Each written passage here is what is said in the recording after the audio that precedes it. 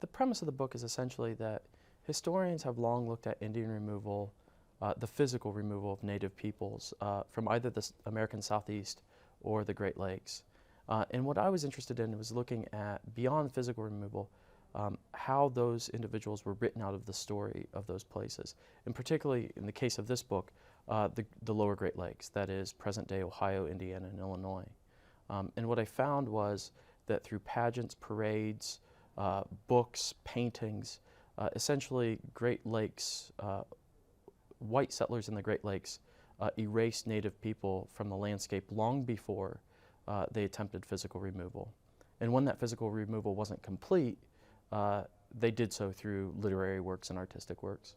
Leading up to the 1830 Indian Removal Act, that there was pressure by the American government for native communities to remove from places east of the Mississippi River to west of the Mississippi River, and that after the Indian Removal Act in 1830, that pressure increased, and that many of those native communities were sort of fractured or divided by pressure being placed on them by the American government, and that they physically removed west. Little work has really been done on the complicated story of what happened in the aftermath of that. For many communities, elements of those communities, parts of those communities, or entire community, Native American communities, stayed in those areas rather than being removed.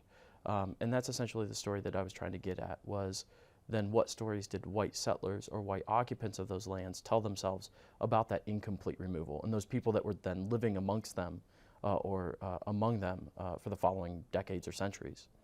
That in the decades leading up to Indian removal, the type of rhetoric that white settlers evoked to justify removal, that was Indians could not assimilate to live next to whites, or that they were two stark, different communities, one white, one Indian, that would never be able to live among one another. That when that story became embedded in the history or the story that they told themselves about their lives in those places, when Indian removal was not complete, they, instead of changing that story, they simply adopted it in different ways, and that is by convincing themselves that Indians had been removed, even as they lived among them. One of the things that I'm really interested in are celebrations and commemorations and in the case of the lower Great Lakes, particularly centennial celebrations.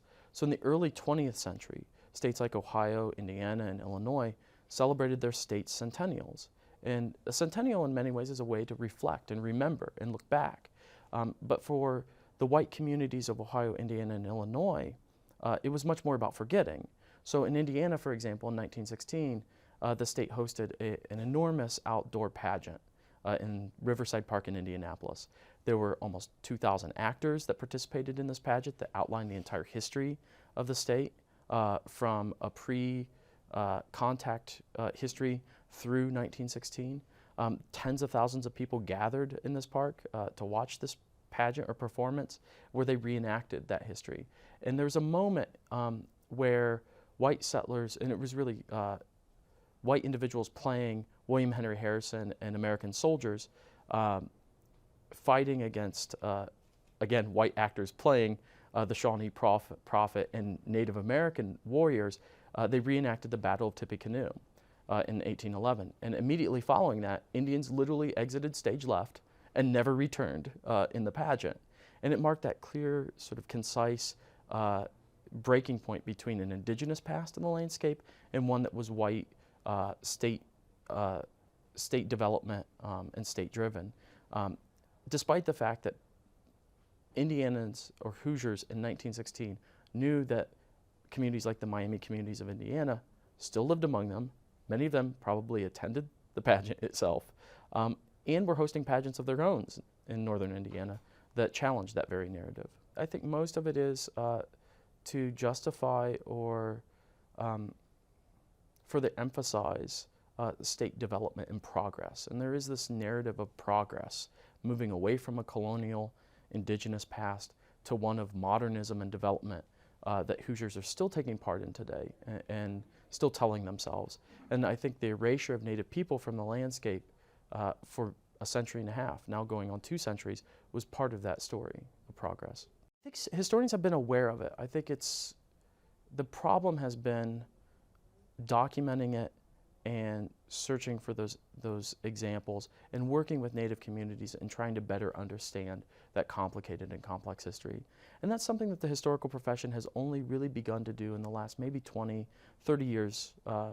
And so it's kind of a group of younger historians who are starting to look at this in critical ways and trying to understand how culture plays a role in dispossessing people from the land. I grew up in the Great Lakes and essentially spent most of my life being taught that story, one where Native Americans essentially vanished somewhere around the time of the War of 1812.